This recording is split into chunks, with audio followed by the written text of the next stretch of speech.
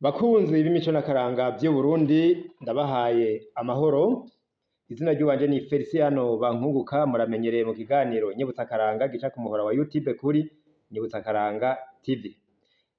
Uyu munsi rero muri aka gatondo kuwa gatatu ni igenekerezo rya 17 ukwezi ni ukwezi kwa Mukakaro umwaka wa 2024. Ndabazindukijeko inkuru itaryoshe. Iyo nkuru rero muribaza muti mbe iyo nkuru itaryoshe niyihe? Ni mbitsi. Ni kubamenyesha yuko wa Mutama Bamvuna wo ku mutumba Nyarubere komine ni Rutana intara ya Rutana yuko atakiriho. Yitavye Imana igenekerezo rya gatandatu ndamukiza ni ukuvuga ukwezi kwa kane uyu mwaka wa 2024. Hanyuma rero ku munsi wa kabiri itariki 9 Mukakaro niho bamugandukako, nkaba nari nishikiye mu Nyarubere aho bamugandukako. Nkuko rero umuryango wiwe washoboye kubishikiriza, nuko Bamvuna yitavye Imana afise imyaka 98. Urumva mu myaka 100 yaburamwo imyaka 2 gusa. Hanyuma rero akaba yasize abana 10, abuzukuru 56, n'abuzukuruza 26. Muri abo rero hariho abari mu bihugu vyo hanze batashoboye kumenyekana neza igitigiri cabo uko bangana, kubera itumatumanako ryoba ritagenda neza n'abari mu Burundi. Abo rero bari hanze abana bafise bagashobora kwiyongera kuri ivyo bitigiri vyavuzwe. Uko rero niko vyashikirijwe n'umuhungu umwe mu bafise yashoboye kuba ariko arakira amajambo kuri uyo munsi. Bamvuna rero muribuka nk'ivyo yagiye aradushikiriza vyinshi, nashitseyo turaganira narabibahaye ngaha. Yari umutama azi kwivuga amazina, ayo yampaye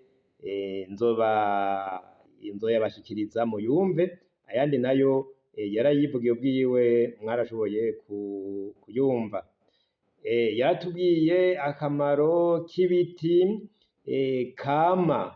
Ibiti kama mwaravyumvise, arashimikira cane cane igihe nariko ndarondera inkuru zijanye na birya biti vyo hambere, umurinzi. Yaratubwiye igituma batera umurinzi, nuko umurinzi bawuteye mu ndimo yuko ibintu vyamera, arico gituma bakunda gutera umurinzi mu ndimo. Umuntu wese umurundi ahari yaratera umurinzi mu ndimo kugira ngo indimo izomere.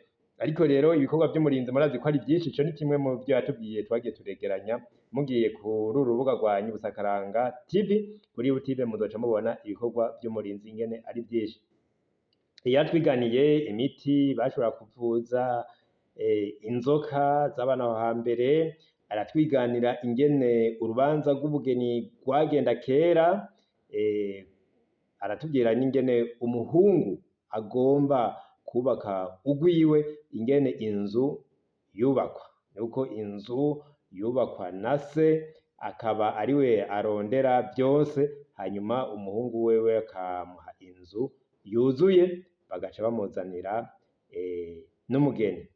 Ego rero Umutama Bamvuna ikindi batubwiye nuko wewe mu buzima bwiwe mw'iyo myaka yamaze, yararanzwe no kuba umuntu ayaga n'abandi, kandi akunda imico kama y'Uburundi. Yarivuza amazina, yarabaye umutamvyi w'ingoma, akaba yari umuntu igihugu kitari gikwiye kwibagira, kandi yarakwiye gushigikirwa. Nico gituma nagiye ndasaba igihugu cacu yuko coraba abantu bageze mu zabukuru kikabashigikira, na cane cane nk'aba baba baragize akamaro bagagumya akaranga k'igihugu. narasavye yuko igihugu co kwigora kikaraba ingene gishigikira abageze mu zabukuru muri rusangi. Ugiye kuraba ku myaka 98 warakoreye igihugu, hanyuma ntihabe hari n'agasabuni kikuronsa ngo nuko utashoboye kubuca mu kazi ka leta, murabona yuko ari ibintu bitameze neza. N'ubu rero ndasubiye kwinginga nsaba leta yuko yogira icifashije umukurambere wese, umurundi amaze kubashikana imyaka 60 ariko ataciye mu kazi ka leta ngo ashobore kuba aronka kaya gafashanyo baronka gaciye muri NSS, yuko na leta biraba ico ibafasha. Ikindi, aba bagumije akaranga nabo baba bakwiye kugira akandi kiharije, kuko urumva nabo barakoze cane, barafasha igihugu. Bavuna rero uko vyagiye biragenda ubuzima bwiwe, yaratubwiye ingene kera babandwa, ingene ubuzima bwari bumeze.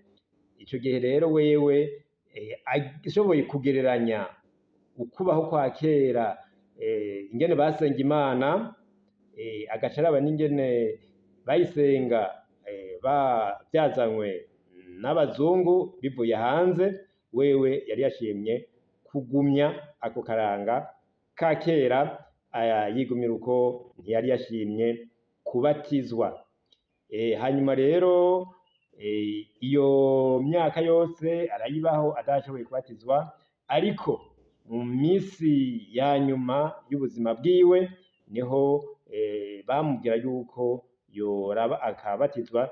Hama rero aravyemera, mu gihe ataragishobora no gutambuka baramufashije, hanyuma rero arashobora kubatizwa kw'izina rya Yoweri.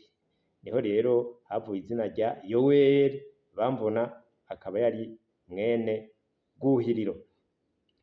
Nuko rero bakunzi b'imico n'akaranga vy'Uburundi, twizigire yuko umukunzi wacu Bamvuna ari heza, iyo ari heza.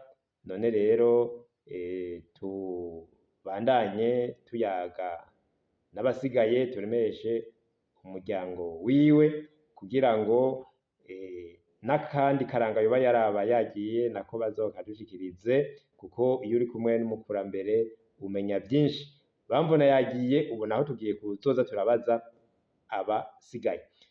Hanyuma rero nkaba ndangije ndabatumirira kubandanya muterera ikiganiro canyu, kugira ngo imico n'akaranga bitere imbere. Umwe wese murazi akora ivyo ashoboye.